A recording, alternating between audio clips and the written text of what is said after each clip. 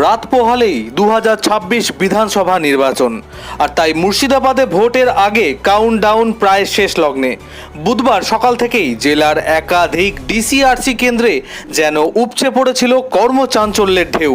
হাতে EVM, VVPAT, চূড়ান্ত প্রস্তুতি সেরে একে একে বুথের পথে রওনা দিল পোলিং পার্সোনেলরা।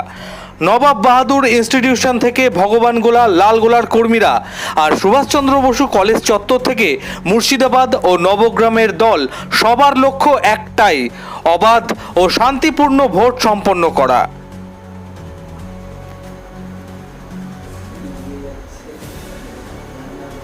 প্রতিটি দলকে নির্দিষ্ট গাড়িতে তুলে কড়া নজরদারির মধ্যেই পাঠানো হচ্ছে নির্ধারিত কেন্দ্রে।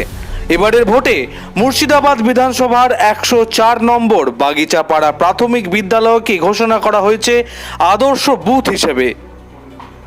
সব মিলিয়ে প্রশাসনের তৎপরতায় ভোটের আগের দিনেই জেলা জুড়ে প্রস্তুতির ছবি স্পষ্ট। এবার শুধু গণতন্ত্রের উৎসব শুরু হওয়ার অপেক্ষা। Bureau report, Bangla news.